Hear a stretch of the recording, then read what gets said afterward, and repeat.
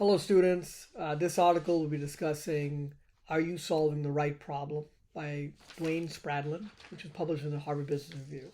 This is one of my favorite articles to read. I've been using the article for several years now because it very clearly lays out steps in order to solve any kind of problem. And it gives some very good examples about it. I would always encourage students to keep this article for a long time because you may need it at one of your jobs or possibly your career. So let me give you the synopsis briefly. The article argues that organizations often try to rush to solve problems without first rigorously identifying what the real problem is. This tendency then leads to wasted resources, missed opportunities, solutions that actually may not align with any strategic goals or objectives.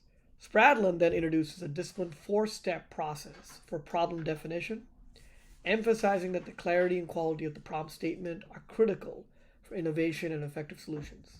He gives some good real-world examples, including a case study on expanding access to clean drinking water in Uganda. And the article also demonstrates how reframing and thoroughly understanding a problem can unlock creative and impactful solutions. So, the core problem. Many organizations, they jump to solutions. But they actually don't really identify the root cause of the solution. So he gives an example about how one organization felt they had too much bloat and bureaucracy, so they kept cutting the layers. 7 years later, the layers were back. So they really didn't identify the root cause of the problem. They just simply delayed it. Surveys of executives revealed that a large majority believe the organization are very poor at problem diagnoses, and that this shortcoming carries great significant costs. Because, of course, problem diagnoses can take a lot of time. It can take a lot of time to figure out, and it requires a lot of effort to figure out. This pressure to act quickly means teams often leap into solution mode, addressing symptoms rather than root causes. Why the problem definition matters. Strategic alignment. Solutions that do not address the real problem can waste resources and fail to advance the organization's strategy. Innovation potential. The way that a problem is framed determines the range and creativity of possible solutions. So think about that. Any problem that you have, how it's framed as a problem will also necessarily give you the direction to find the correct solution or possibly the incorrect solution because you didn't identify the problem clearly. And of course, resource efficiency. Proper definition ensures that resources are allocated to problems that truly matter, avoiding overinvestment in low priority issues or underinvestment in critical ones. So the four-step definition process. Spradlin's process is as follows. Number one, establish the need for a solution. Establish the need for a solution. Clearly articulate the basic need, desired outcome, who stands to benefit. So in Spradlin's example, earlier in the article, he discusses about a certain company that needed to use a lubricant for machinery, for some type of machinery that they were using. And they went to the company that had built the machine to ask them to give a different type of lubricant. When the company sent people over to look at the machine to see how it was being used, what they discovered was the machine was not really being used for the intended purpose for which the company had actually built it. So the lubricant might not have helped actually, because the machine was not built for a certain purpose. It was only built for one thing, and the company was using it for a different thing. So the lubricant probably might not have helped actually. Now, then of course what happened is then the company went back and would say, okay, look, you want to use it for this purpose, not the purpose that you originally told us for. That means actually we have to design a different machine for you. It's not the lubricant. The machine has to be different. Justify the need. Once you understand the need, you have to justify it. Ensure that the problem then aligns with the organizational strategy and the priorities of that organization. Quantify the benefits and determine how that success will be measured. Assign responsibility for implementing the solution. Then number three, contextualize the problem. Review what has been tried internally and externally. Understand why previous attempts failed or succeeded. Identify internal and external constraints, such as resources, regulations, or market conditions. Write the problem statement. Step number four, which is the last step. Write the problem statement. Create a clear, comprehensive description of the problem and the solution requirements. For every problem, you have to identify a solution. That requires a lot of thinking, which, going back to the first step, the organizations and nonprofits and governments, whatever, they don't put enough time and effort into identifying the actual problem. The statement should be specific, but not overly technical, enabling experts from diverse fields to contribute ideas. Number 4, last part, include criteria for evaluating solutions and the incentive for solvers. This is why this article relates to public policy making, because as I mentioned earlier in the other video, we talked about this, right? Once a policy is implemented, then it takes a few years for the policy to then be able to figure out whether or not it's going to be something that they can use or not. Then after that, you look at, you look at the case study, which talks about clean drinking water in Uganda. Okay, so the article discusses a nonprofit that tries to figure out how to provide clean drinking water in Uganda.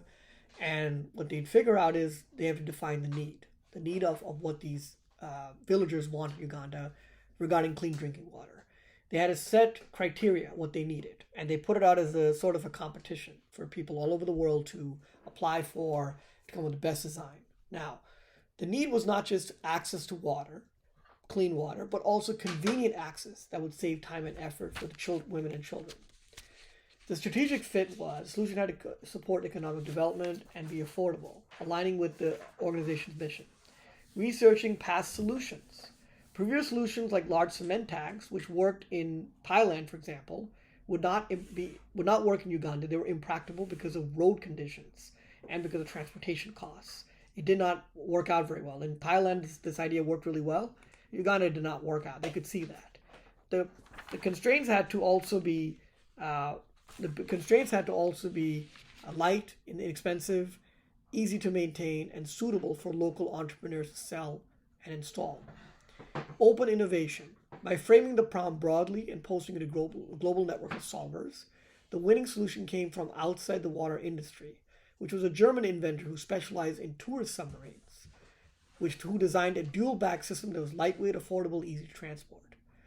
This was a very innovative solution. For those of you who actually read the article and you know about this, this was a very unique solution and a very easy idea. It was cheap, it was economical, it was lightweight, it worked. Now the key lessons, of course, are that you have to reframe unlocks innovation. Many breakthrough solutions arise when the problem is redefined or reframed. For example, NASA's solar flare prediction challenge succeeded by defining the problem as a data challenge, not as a technical one. Oftentimes that happens very often in many organizations, that they define the problem incorrectly. Sometimes it's not a data challenge. It's not a technical challenge. It's a data challenge, meaning you just don't have enough data. You really can't make a decision because you just simply don't have enough data. Diverse perspectives matter. This is where diversity always makes a difference. The more diverse your work group is, very often the more creative, innovative solutions you can come across. Funny enough, actually, the Nazis were the ones that lost out in World War II, even though they were highly advanced. Great group of Germans are, if you know Germans, they're very disciplined. But they screwed up because they didn't have diversity. They got rid of many people that they considered they didn't like for whatever reason. Unfortunately, there was a big brain drain. They ran away to other countries or they were sent to concentration camps. And so that is one crucial mistake that many people have made. And Nazis were known for this, actually, because you need diversity. You need diversity, a different range of solutions, different types of people, because they bring ideas in there. So for those of you who are starting out with different groups of people on your, maybe some of you may be managers someday, working in problem solving, or you're given some type of assignment to do, think about that. You want to succeed. You want to succeed, and you want to have diversity.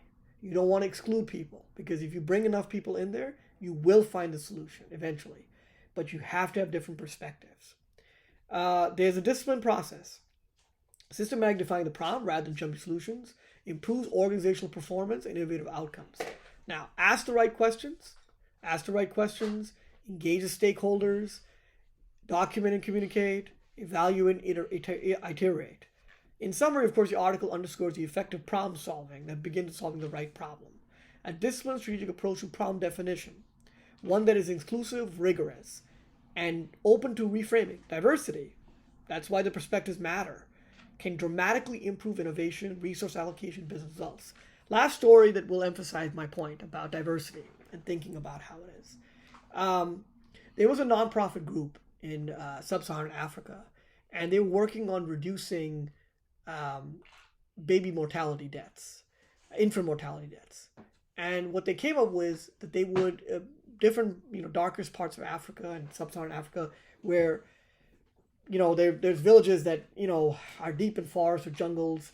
They came with the idea that they would give incubators to these villagers for babies who needed it when they were preborn, or what's called preemies, and they would hopefully reduce the infant mortality rate. Well, it was a great idea, and in theory, it actually makes a lot of sense. But what they would discover was every 5, 6, 7, 10 months, the incubators would naturally break down because that's how it is. There's electricity problems, there's temperature, climate problems, other problems go on. Parts wear out. So the nonprofit then went to some consultants, and it was a diverse group of consultants they talked to, and as a nonprofit, they could ask them for assistance, probably at a reduced rate.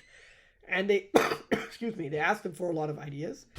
So some of the consultants went there, they looked around, they observed the villagers, because that's what you're supposed to do. You're supposed to get in the field and do observation. What they found was, they came back and they talked to nonprofit. Different groups had different ideas. But one nonprofit group had the most craziest, zaniest, but probably the best practical idea, actually. Even though it would take a longer time to fix, but they were able to do it. This is not mentioned in the article, by the way. This is my own story from a different article that I read. Now, what they did was, they told a nonprofit that, look, your incubators are breaking down all the time. We understand these are parts, and these parts then, you have to order them. They take a long time to get from point A to point B to the village. You get that. Here's a better solution that we have. This is what you should do.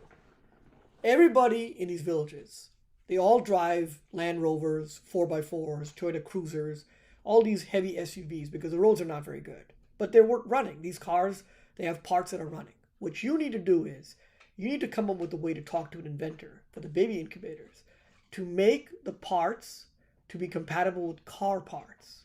So when when an incubator breaks down, you can swap it out with an identical car part. That will take a lot more work and time to design that type of compatible baby incubator, but it will be worth it because then you're never going to be short of parts. You simply know it's a car part and they can swap it out. So this was an innovative idea. Obviously, it takes a lot more time to figure out, but this was the one idea they came up with that would actually work. So think about the diverse solutions. Think about being creative the next time you're looking at a problem. And think about actually what your real need is. That is the crux and the core of the problem. The real need. See you in the next video.